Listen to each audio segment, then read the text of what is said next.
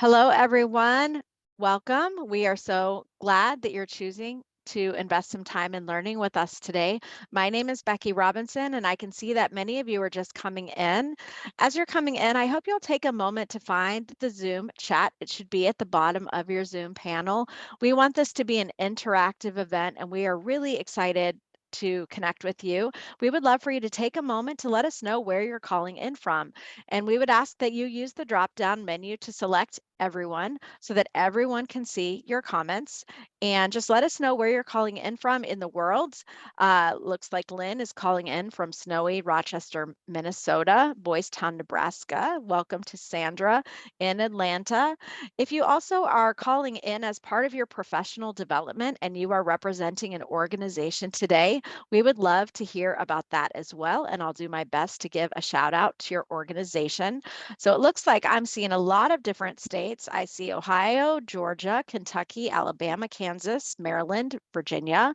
We have someone representing Southeastern Freight Lines in Columbia, South Carolina, where it is certainly warmer than Michigan, I'm sure. Connecticut, Tennessee, Vegas. We do have a caller from Hamburg, Germany. Welcome to you. We have someone representing the Bank of Utah. We've got someone in Alpharetta, Georgia.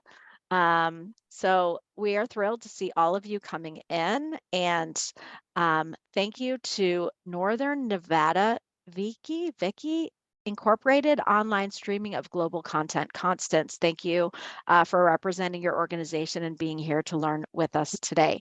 We will be getting started in just a few moments.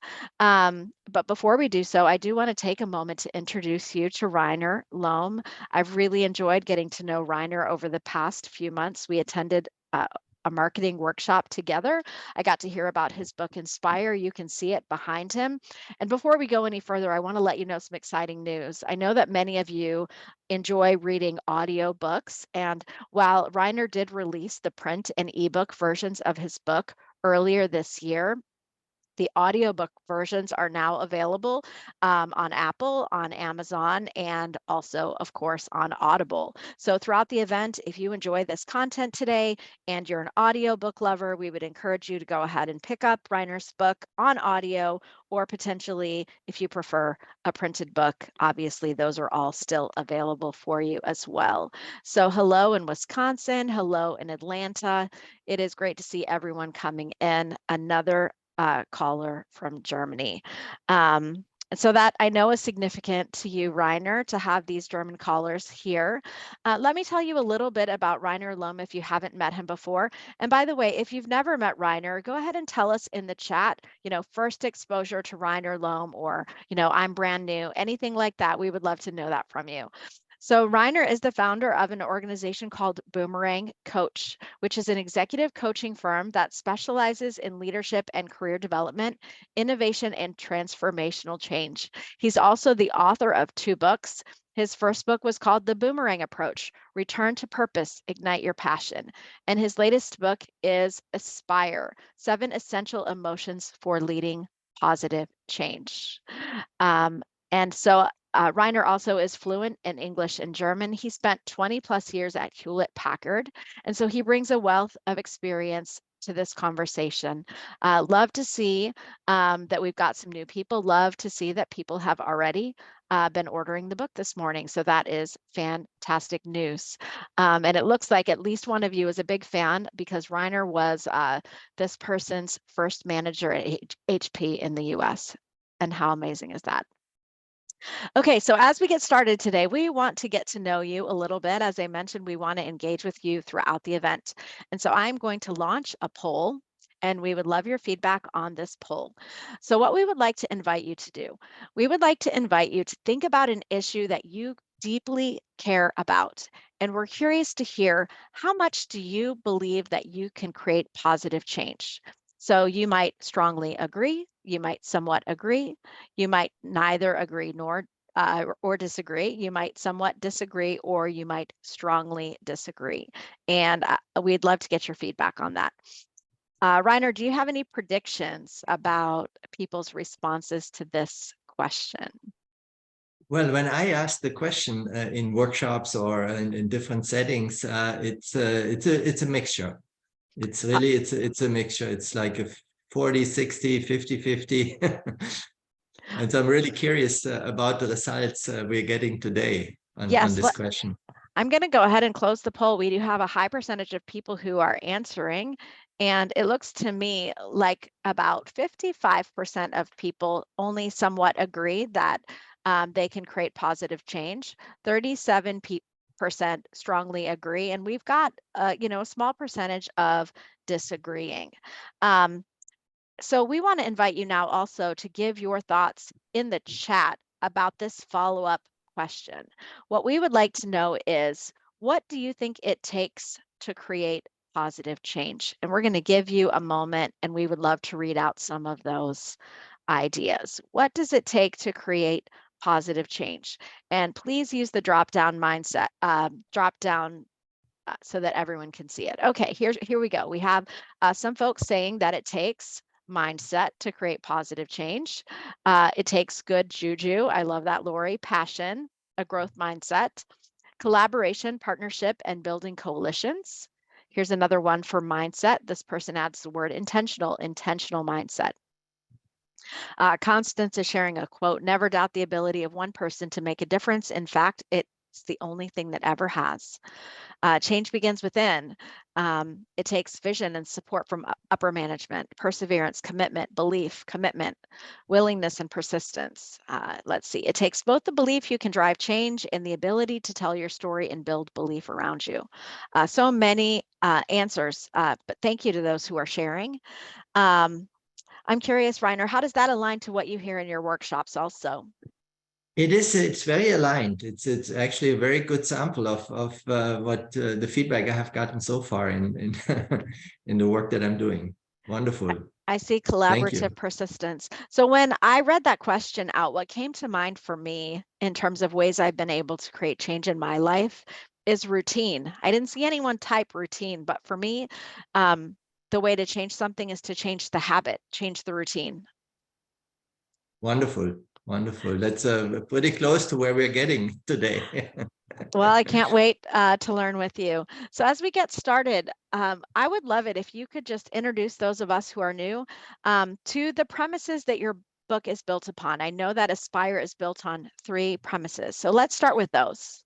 Yeah, and it goes back to the question we were just asking our attendees and getting all this wonderful engagement. Thank you to everyone.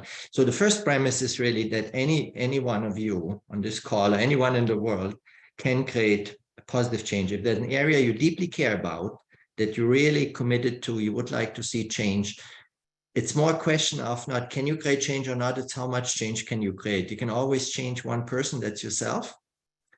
And then you can start to change one person after the other. The second premise is that creating change, so having a vision, a change vision, ideally how you would like to see the world, and it requires a change in behavior, okay? Again, starting with your own behavior first, and then influencing the behavior of others. And the third premise is that one of the most powerful drivers of our behavior are emotions.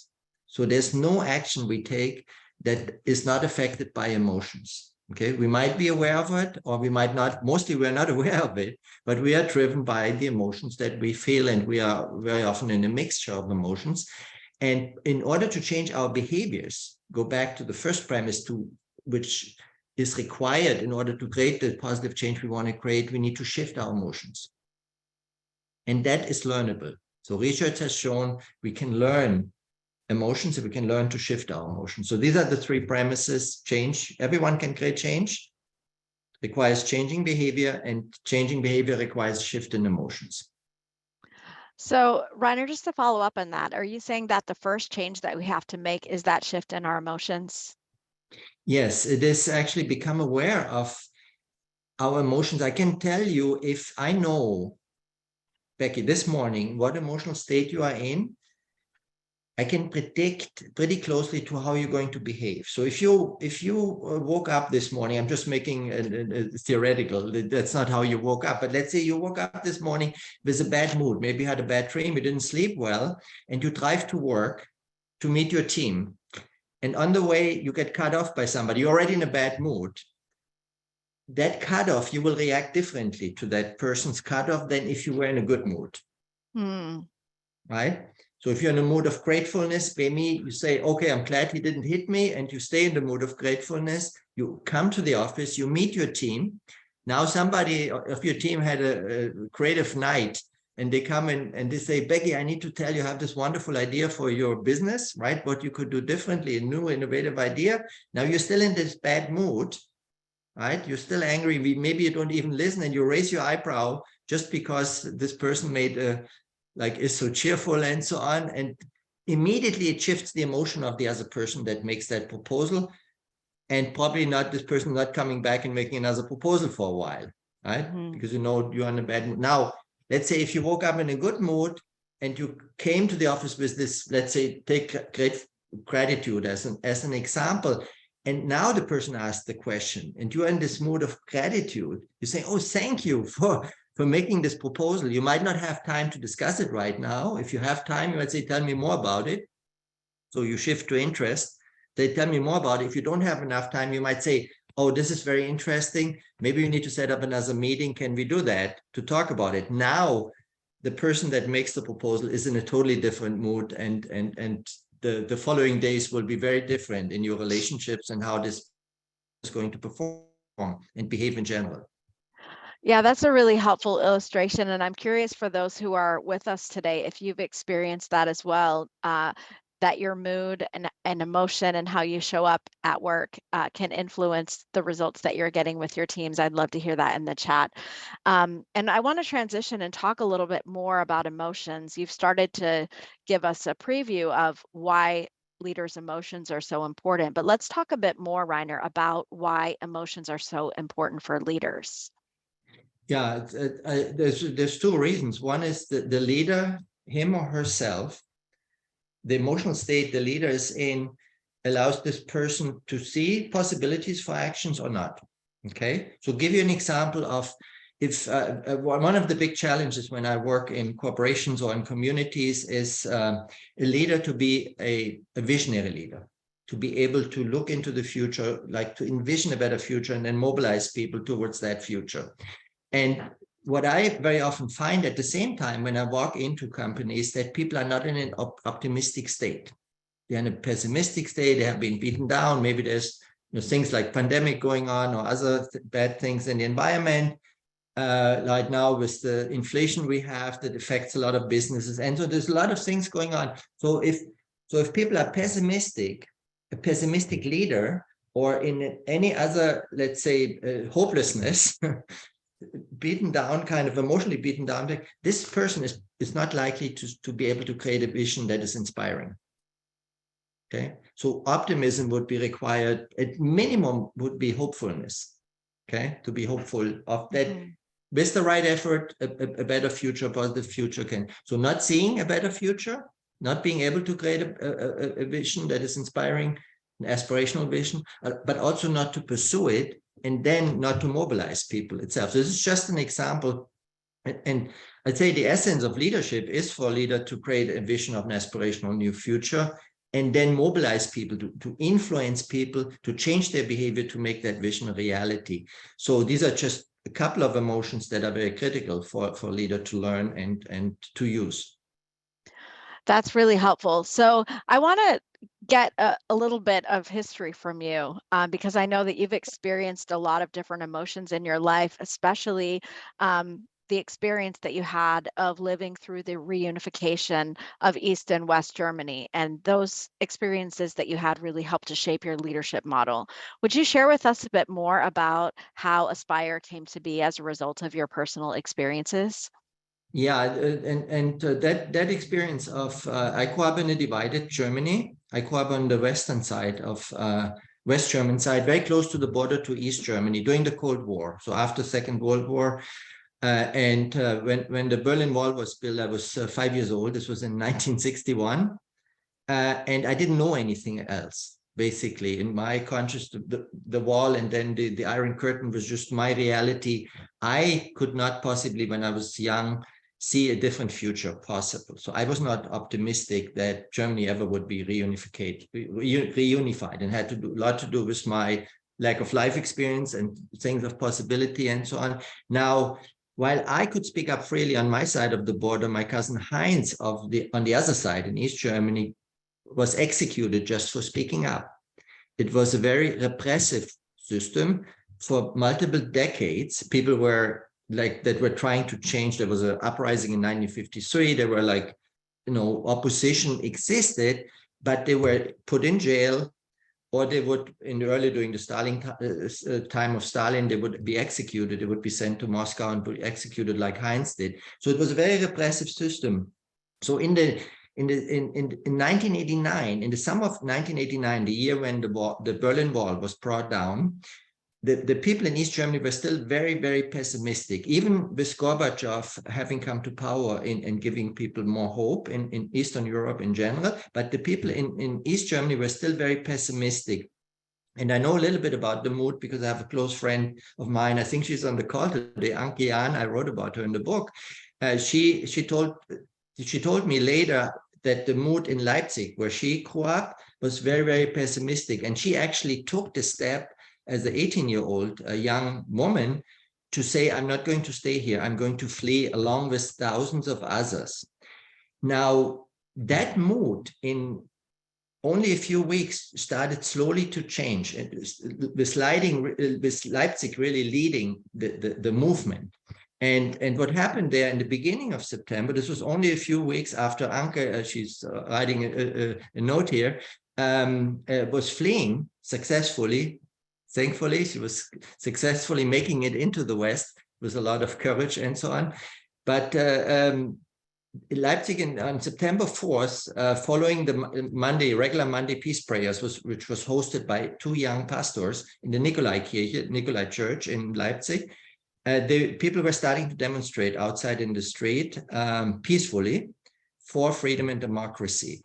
That number of people was growing week after week to 70,000, to 120,000, to 320,000. On October 23rd, Leipzig is a city of 500,000 people, where more people were marching in the street than were watching from behind the curtain. So each person that was joining that movement had made the decision to join that movement, overcome their fear that they would be beaten down and put in jail, maybe risking their life and their livelihood.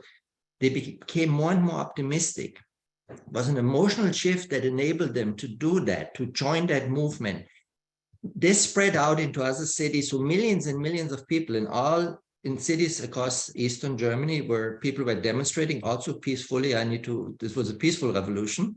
Mm-hmm. And then on November 9th in 1989, a government official, Schabowski was his name, Jürgen Schabowski, he announced by accident, it was really an error, as was reported later, that the border would be open. People with a valid passport, East German passport, could cross the border at midnight that night on November 9th. One border guard, he was the supervisor that night, Harald Jäger, at the Bornholmer Straße border crossing, also heard it.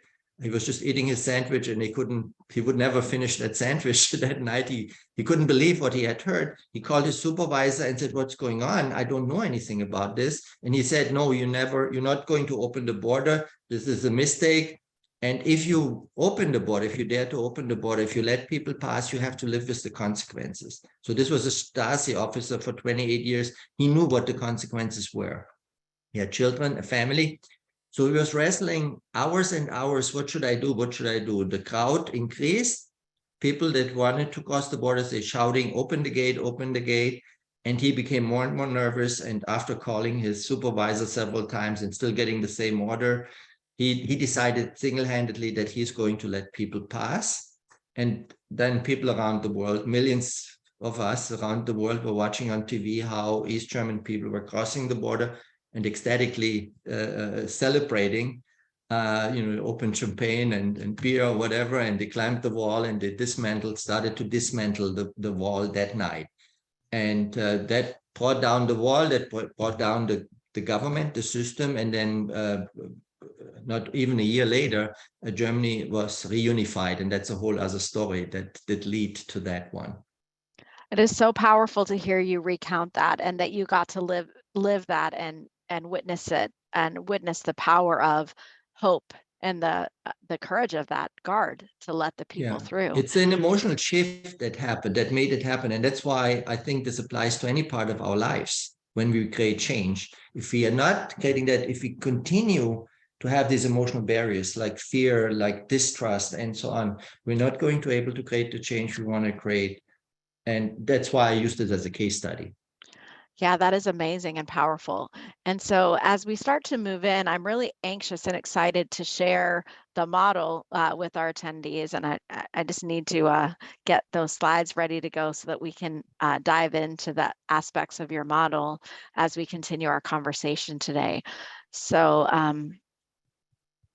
while you do that, maybe I explain a little bit why I focusing on a specific number of emotions, very yeah, specific I would love emotions. to, yeah, I would love Yeah. to hear that. While you bring that out, because we are in an emotional state and always in a mixture of emotions all the time, and we're not aware of it. But there's researchers, depending on who you talk to, but there's some say over 200, some say over 250 emotions. And it's very hard to learn for us. So if emotions are critical for our behavior and specifically for a leader to create positive change, and we have not learned in the school system, in the corporate world, we have not learned, people go through university, not learning like to lead with emotions, most of us, right? It's just starting now to become more. And so I found it very, very difficult for a person that has never been exposed to learning about emotion and how to use emotions as emotion-based leadership skills to learn it, to say what are the most important ones. And that's why I distilled it through my work when leading and facilitating innovation, transformational change, and coaching. I distilled those that are the most important ones. There's others that are also important, but these are the ones. If you learn those, then you already have a very good foundation to be a leader, a change maker. Okay. Sure. So thank you for Dive showing. in. Yeah. So I like to, there's 7 essential emotions, and I like to explain them first in block of 3s. So the first 3 are, they build like a pyramid on purpose, they build on each other: empathy, compassion, and interest. Empathy drives caring. A caring organization, it doesn't perform well. So if you have a leader that you are following or that you're supporting or you're working for, that you sense that leader's not caring, you're not going to trust that leader. You're not going to blindly follow that leader and support that leader. And caring organizations perform much, much better than non-caring organizations. That is the established fact. Now, caring alone is not enough. You can, your best friend calls you about something very bad happened and you say, oh my gosh, I'm so sorry to hear that. But if the person needs help, you need a little bit more. You need compassion. Compassion builds on empathy and includes empathy, but it also adds the commitment to serving the needs of the stakeholders. It might be your clients, it might be your team, it might be your investors, if you're an entrepreneur, and so on. So compassion commits you to serving. So when we talk about servant leadership, that's what we mean there. You're actually acting on that compassion, on that emotion. The third one is interest, and interest is critical because as a leader, we have very often, I don't know about you, but Becky, very often we see leaders, and very often in politics, it's more visible to us, right? That the leader doesn't know what they're talking about, right? So a leader might not understand the needs of the people they're serving, right? But still making decisions based on that, or might not even understanding the system or the solutions. Let's say you have a leader that becomes the head of healthcare, wants to transform the healthcare system or transform the financial system. If we have a leader that doesn't understand the financial system or the healthcare system, that leader will not be able to come up with a vision that meets the needs of the people, of the stakeholders, right? So that's why, but what drives understanding is interest. Interest is more than just curiosity to get an answer to a question that you're curious about. Interest is a sustained energy, like an emotional energy that you really try to understand something deeply. I read the biography of Angela Merkel when she met in these G7 and G20s and so on. And in that biography, she was described as the one that had always studied up on the topics and the issues that were discussed there. She was the most informed leader. All these other leaders had their teams of people and they were feeding them with information, but they did not understand to the same level of depth. So now I cannot prove it. I was not there, but that's what they say, the biographers say about her. That would be an example of a leader that really knows what they're talking about and then can come up from that understanding with better solutions. So That's a empathy, really compassion, powerful story. interest. Yeah, thank you for driving caring, serving, and understanding. Yeah, you know what stands out to me about that, Reiner, is this idea that compassion is something that would move us to action. So it's like going beyond being empathetic, and it moves us in some way to do something. Yeah, I'm using the example of a child. Let's say you hike along a river. I used to hike in Colorado in the mountains along these wild rivers there. And there's a mother, you see, she's crying, my child has fallen in the water, no? And you come there and you automatically pick up the energy, like you feel with the mother, right? That's what emotional empathy is. And you start to care, but you see this river very dangerous and you hesitate to act in it or not. It takes compassion. It takes the commitment to go there and do whatever you can do to pull this child out of the water. Now, this is a simple example, but it's true for the business world. It's true for the political world, communities, wherever we try to create change. If we care about something, only if we move to compassion, we're really able to act on it, to serve that need. Yes. Well, can we take a look at the next three, and hopefully you have some other great examples? Yeah. Yeah, with the foundation of caring, serving, and understanding, then a leader is able to look more to the future. So what I'm going to do with that knowledge now, right? With that understanding the needs and what needs to be done. The leader then needs to be able to create a vision of a future where these needs that the leader understands and he cares about or she cares about are perfectly met. And that requires optimism. Okay. Without optimism, a person cannot look into the future like the East Germans acting on their desire. They cared about freedom and democracy. They were committed to get it, but really it took optimism for them, courage too, but optimism really to say, oh, it's possible that I can create that. And that's why I joined the movement. So optimism for leaders is critical for envisioning a better future and pursuing it. But then the leader, let's say you start a company, you're an entrepreneur or you're an entrepreneur within, you innovate within a large corporation, you start businesses within, you need to mobilize people. I have done that at HP, starting software businesses. When you have like a vision of something, let's say a new product or something, you have typically more objection to it because it's risky, right? It's always risky if it's unknown. And so mobilizing enough people and the right people, mobilizing resources, mobilizing funding, mobilizing knowledge, that people that join your movement and starting small and so on. So that takes inspiration. Okay. You cannot tell it sounds very often like people are have been trained on the motivating people with the carrot and stick type of motivation. That works only to a certain extent. But if you want to create a new vision of something that's really an aspiring future, you need to inspire people to join your movement, right? Especially when it comes to startup and try something new, or you want to transform society, or just transforming your family life in a significant way, you need to have inspiration. Now, when you have mobilized people, you have mobilized resources, you are equipped to succeed, you still need to coordinate effective actions towards that vision. You need to set goals, you need to create plans, you need to have people working on the right things, and that takes collaboration. And collaboration requires trust. Without trust, there's no effective collaboration. Okay, I shared earlier about the fall of the wall, but the next stage was actually the coming to the reunification. And there was a high distrust between the allies, like the people, like so the countries in the West trusted West Germany a little bit more, but the Soviet Union, the Soviet leaders did not trust Germany so much, and they. I'm not sure if I want to agree to a unification of Germany. Maybe they become too powerful, they start a war again, and so on. And what Kohl had to do in order to get the agreement and the support from Gorbachev was to build trust on a personal level. And he did that very deliberately. I describe extensively in Aspire how that happened. But they got off on a really bad foot. They didn't trust each other in both directions. And some had to do with the history, some had to do with previous actions, like Kohl had, compared Gorbachev with Goebbels in the early days when Gorbachev came to power. And so there was this, so he had to really make an effort to build trust at the human-to-human level, and that enabled them for them to collaborate and make the reunification a reality.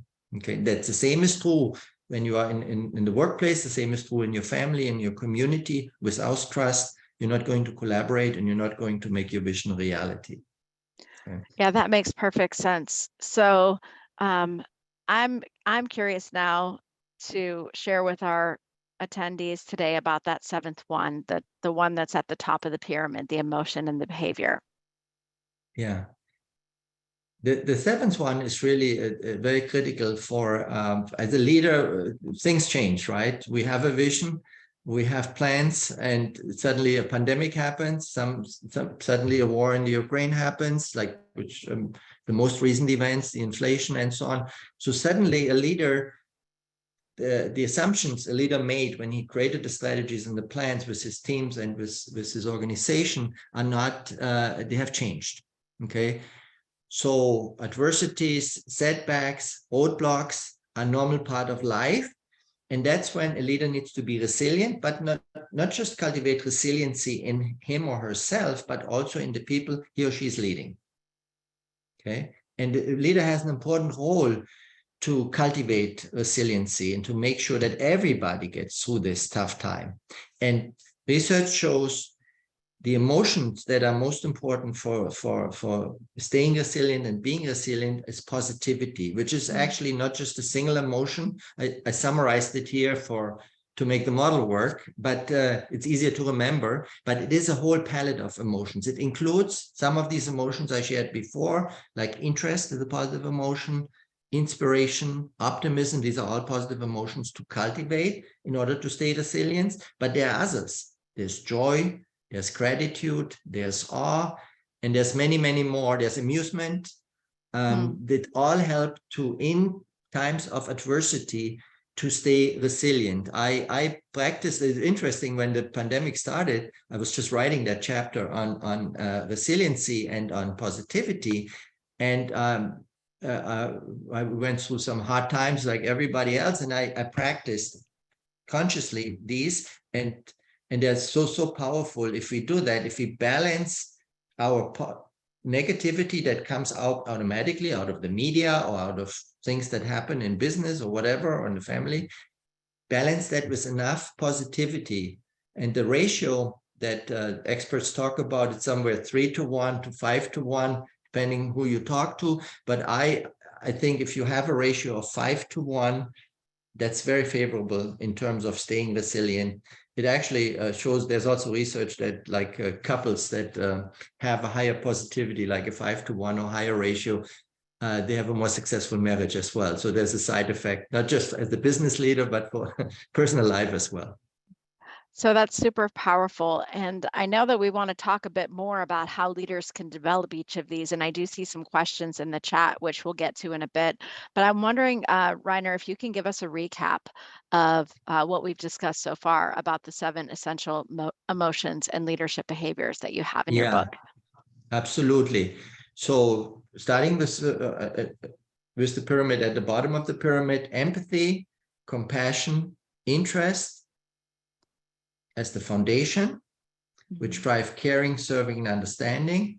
Building on that, optimism, inspiration, and trust, which drive visioning, seeing a better future, mobilizing people and resources, and collaborating effectively. And on top of that, when things go wrong, cultivating positivity, nurturing positivity, tapping into resources that create positive feelings in order to be resilient. That is amazing, and I'm interested think about how to apply it. And I'm wondering for those who are watching, there may be a little bit of overwhelm, like how on earth do we get started as leaders? So I'm curious, Reiner, do leaders need to learn the whole model first before they can see the benefit? Yeah, it's a wonderful question. I get this question asked quite often. Ideally, you learn them in the order in which the pyramid is built, and the reason is that let's say, for example, if you lack caring, it's very hard to gain trust later. So they build on each other. So also compassion, for example, builds on empathy or includes empathy. So if you don't have empathy, it's very hard to gain compassion. With that, having that said, there's also situations where, and a lot of the leaders that I'm coaching, let's say they say, I have this specific situation that I really struggle with, and we try to help to identify that person, that particular emotion, that emotional state they need to be in order to succeed. I like to give a personal experience. I coach quite a bit and facilitate transformational change and innovation in tribal communities, indigenous communities. And the first time I did that, this many years ago, I was introduced to the chairman of the Ute Mountain tribe. They had hired me. And always when I get introduced to a new client, I really try to establish understanding is how could I best help? Because the client knows better than how I can help than I maybe. And I asked the chairman, I said, what would be most important for how do you think I can help you? And he looked at me and he said, well, many people that look like you, like white consultants, have tried to help us. And I said, how did they do? And he said, well, they failed. And that was not a very, encouraging answer for me, to me, and so on. And so I was a little bit, saying, so what am I going to do now? That's a bad start. So I asked him, I said, well, what should I do differently that everybody else has done? And he said to me, Reiner, before you can help us with your expertise that we know, we checked out, that's why we hired you, you need to first walk in our moccasins. So what he said, back to the foundation of the pyramid, empathy, to put yourself into somebody's shoes. And then I asked then how can I do that? How can I walk in your moccasins? And he explained, you visit at the reservation, I will introduce you to people you will learn, and so on. And I did that several times. And it created for me the foundation to help this tribe, then later to come up with a better vision of the future, and then develop strategies and so on, and move more to the higher competences in the pyramid. That was a specific situation. Okay, I have other situations where somebody said, okay, I have my whole life as a leader, I have been struggling with trust. And that particular leader with the team, biggest issue, barrier to collaboration is lack of trust. Then in that moment, I would say, okay, go right. Let's see what we can do about trust and how quickly you can learn how to develop trust, you as a leader, but you're also trusting your team and develop trust among your team members as well. So I would say both approaches, I have seen great results. Well, we want to pause for a moment and get some feedback from our listeners, and I've loved seeing all the engagement in the chat. What we would love to know from you today is, let's see, which of these emotions that Reiner has shared through the pyramid are most challenging for you? And we'd love to get your feedback. I think the answer, you can have one answer here. So which of these 7 is most challenging? And as you'll see, we paired the emotion with the behavior. So is it empathy and caring? Is it compassion and serving? Is it interest and understanding? Is it optimism and visioning? Or maybe inspiration and mobilizing? Trust or collaborating? Or is it positivity and being resilient? So we'll be interested to hear from you. Which of these is the most challenging? I'll give you a few moments to share. And I'm trying to think about what I would answer if I were answering this one. I think maybe it depends upon the day. Yeah, it might be, Becky. It might depend on the specific day and challenge that you have that day. Yeah.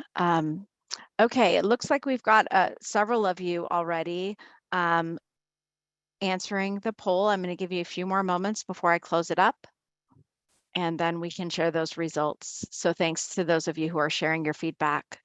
All right, let's take a look here, Reiner. It looks like the most challenging for our group today is this idea of inspiration and mobilizing others. Yeah.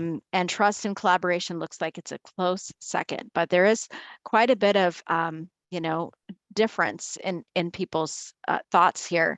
And Yeah. so, I'm curious to hear, Reiner, this is what the audience said. In your experience, which of these emotions and the connecting behaviors are most challenging for leaders to develop? Yeah, first of all, in my experience, because I work at a very personal level with people when I coach them, but also in workshops, we get to know each other quite a bit better. It depends on the personal relationship the person has with that emotion. And I give you an example. I had one leader many years ago, very effective leader in many ways, a very rational leader. But he was struggling with feeling empathy and compassion for people outside of his immediate circle. So we have people, and we have that in society too, right? We have people that live we live in bubbles. We all live in bubbles. That to extend our empathy and compassion and interest also beyond that circle is very hard. Even for me, I need to make an effort to do that. Okay, so that being said, but what I see here with the results is this is a very empathetic and compassionate group because of we see, so it's heavier on the emotions that are then following, like optimism, inspiration, trust, and positivity. We could see that based on the results.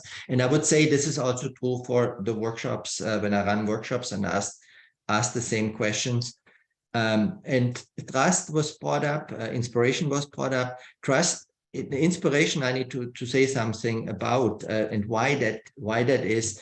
So very often, and I cannot say for the people that typed in inspiration here, that's the same true. But when I talk to people, very often they believe in order to be an inspirational leader, to inspire others, someone has to be charismatic. And so somebody that says, I had one leader, she's a senior leader of a large organization, and so she is quite accomplished. But she said, she went through the training with me, she said, I believed always that I never tried to inspire even because I believed I had to be charismatic, and I'm not charismatic. And when I then was sharing with her all the possibilities one can inspire somebody, she suddenly said, oh, it's not so difficult anymore. Right? There's other ways we can inspire. We can inspire people through compassionate support. Again, this is why it's built this way. We can inspire by taking interest in somebody personally. If you to our listeners, if you imagine one person in your life, maybe a teacher, maybe a parent, maybe a relative, maybe a neighbor, took interest in you, how inspiring was that for you to take action towards something that you're passionate about? Learning, maybe in Germany, it was like, playing sports on the street, like soccer and things like that. So if you had somebody, a friend that was playing soccer, that was inspiring, you would act on it. Or I played table tennis. So I had a close friend that was a good table tennis player, so he inspired me to play table tennis. So I just want to explain, translating that into the business world or into the leadership realm, we can inspire people through other ways than being charismatic. Okay, so that makes it then the hurdle lower and maybe not so hard to learn anymore. Trust is this very complex emotion. It was mentioned here, I think, as the second highest. It's very complex because it has multiple dimensions. It has multiple directions and multiple dimensions. And it's in Aspire, in the book, it's the largest chapter because of that. But it can all be learned. We can learn trust. But the question of trust is, me as a leader, you can actually go up and down the pyramid. You can say, does the people that I'm leading, do they trust that I care? Do they trust that I'm committed to serve their needs? Are they trusting that I'm really understanding their needs and I'm committing to serve, that I'm interested in their needs? So you can actually use this whole pyramid in order to develop trust. If you show that behavior, people will trust you as a leader. But so that's one direction of trust. But the other direction is also, do I trust the people? I've seen leaders that don't trust their team. So they micromanage, they control them, and that actually is counterproductive to inspiration. Right? If you call people every 5 minutes, have you done this job? Have you done it? Have you done it? Where's the report? Where, things like that, check up too closely on people, you suffocate them. It achieves the opposite of inspiration. So these are just a few examples. But the other thing, a leader can also help to develop trust among the people. So I have been a leader of global teams, of several global teams. Sometimes I inherited teams, sometimes I built teams. But one of the common challenges with that is, and trust issues are high when people don't know each other, especially in the global environment. If you form a team, or now in the hybrid work environment or remote work environment, very often people don't know each other personally. But in order to build trust, you've got to know it. You need to get to know each other as a human being, right?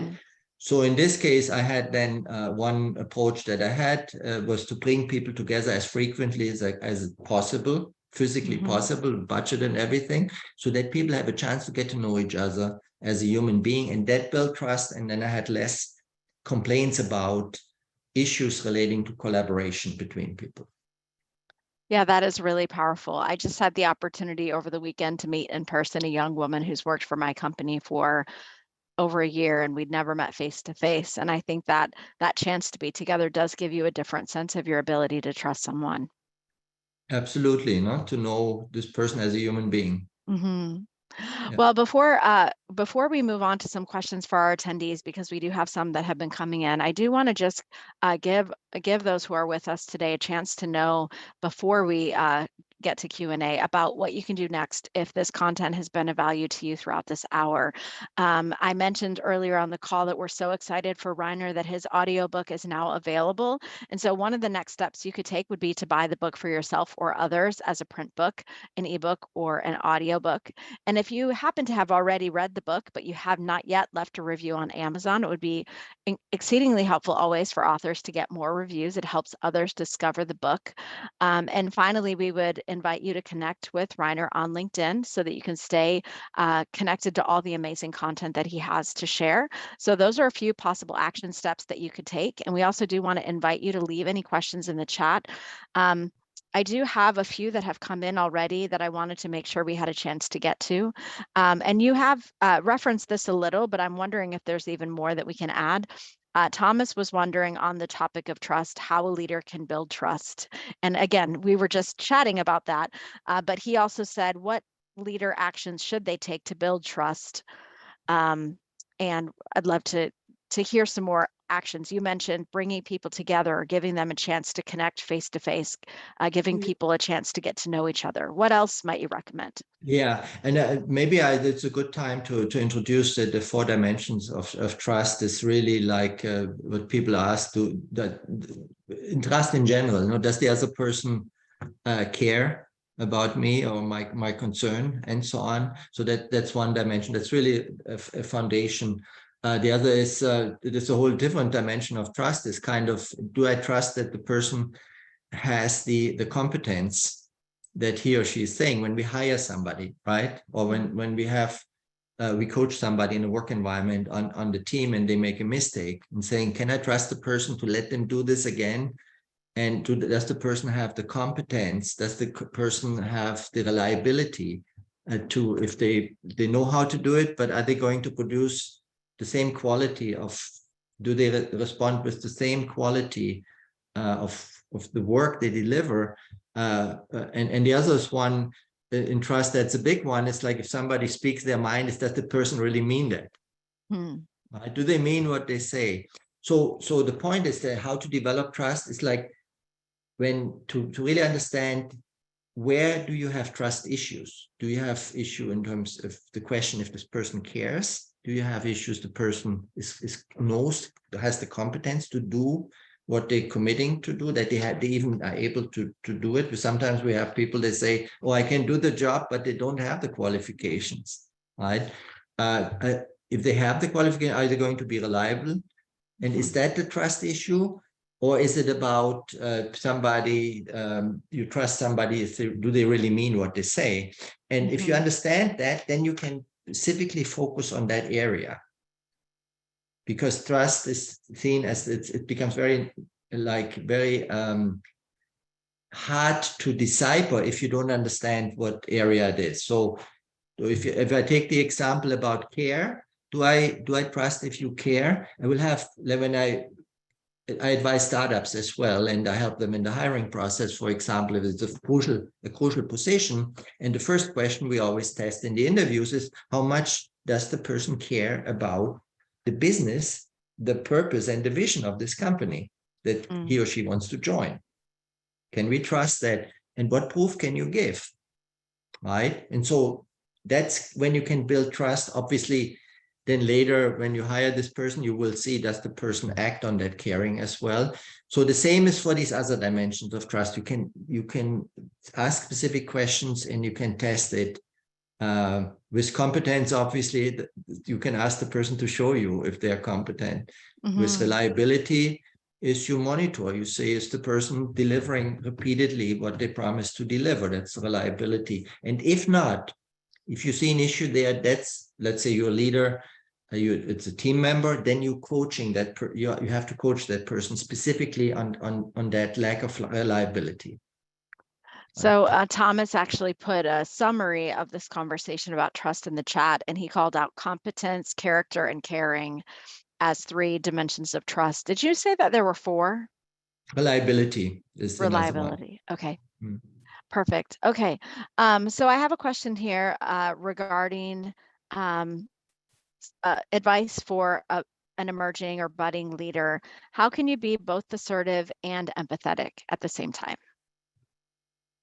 Yeah, it's a that's a good one. I mean, there's the empathy itself. There's it's also it's good to understand that there's different types of empathy. Okay, so there's one empathy that you resonate with the emotion of another person.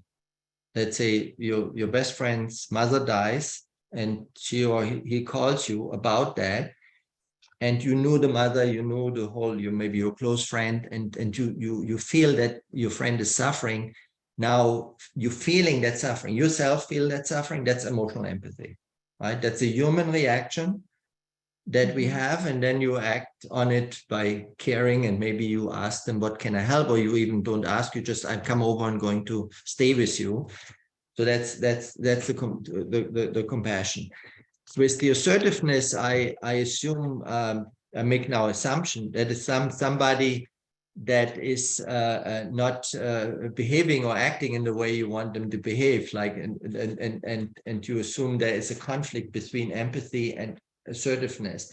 I think there's a way to be empathetic with somebody and still be assertive, right? Because you can be empathetic, you can, and compassionate, you mean well of the person, parents know that.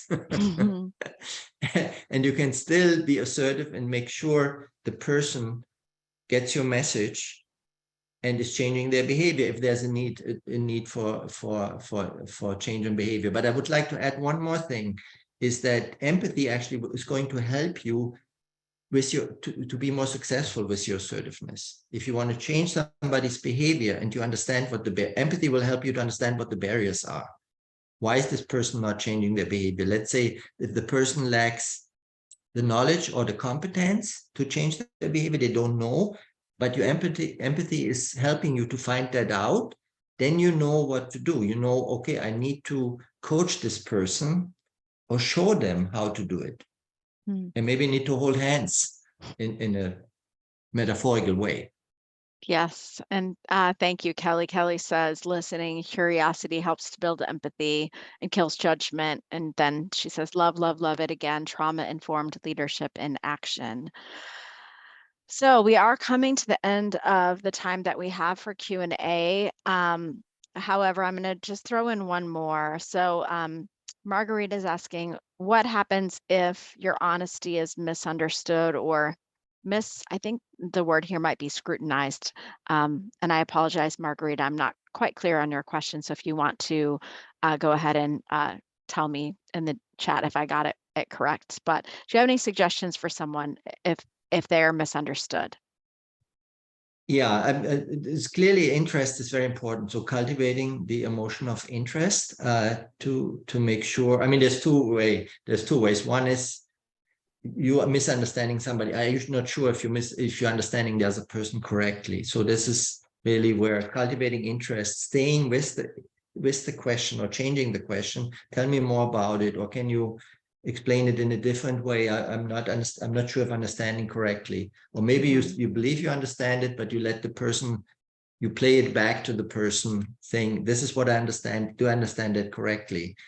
So that's one way. But the other thing is also like, are you understood, right? Because you want to also be understood. And what can you do to validate that the people you're talking to, the people you're leading understand you, to verify it? You let them play back, because that's very, for a leader, that's a barrier, right? If the leader is not understood, if the vision is not understood, the strategies are not understood, if the individual person on the team doesn't know how their everyday work, the role they have, links to the purpose of the organization, to the vision, to the goals, then you have a problem as a leader. So you need to create that alignment. So being understood in both directions is very important.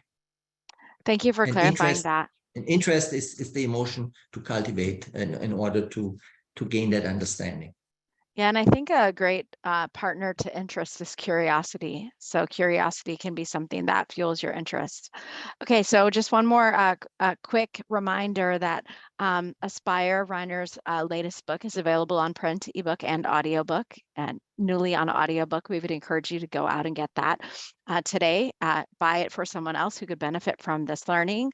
Leave a review if you've already experienced the book, and also connect with Reiner on LinkedIn. And Wendy, my colleague, has been faithfully putting so many links in the chat for all of you to access. So I thank you for that. So as we wrap up the time together, Reiner, I want to give you a chance to share some final thoughts with our attendees today. I know you have some insights that you want to reflect on as we wrap up this time together. Yeah, there's something that's very important. One is reinforcing what I said at the beginning, that from my experience, anyone can create change. It's a question of scale, how large the circle of change in behavior you are inspiring, you are motivating. But the other thing that's very important with learning these emotions, this is my observation and having coached people in this domain long before I wrote the book, that there is a transformation going on when you learn these emotions and when you show these behaviors. You not only become a better leader at work or the thing, you know, that you do for professionally, but in any part of your life. So the leaders that I have had, like there's a story, Srini, about Srini in the book itself. Somebody I've coached for many years, and he volunteered for me to share this story because he thought it so transformational. He said, I have become a different person. He was managing a very small team. Initially, he was struggling. He was working in a mid-size IT company he worked with. Now he's a leader that leads thousands of people. Not only that, he leads it with confidence, but also he said that in my community where I serve people, in my family, all my relationships have transformed. I'm just so much more at ease, and I walk into challenging situations with confidence as a human being. And he almost described it as the spiritual transformation. Okay, and this is not a religious book, and it's not a spiritual book meant to be, but I'm just saying, if you're in this emotional state, if you can cultivate, the more you can cultivate them, the more you're going to be transformed, and the behaviors that people will observe will show to people, and they will relate differently to you in a positive way. You become a change maker in a positive way. Yeah, that's amazing. Thank you for that inspiration. And I look forward to continuing to learn with you, Reiner. Thank you for being with us today. It was a pleasure. Thank you, Becky.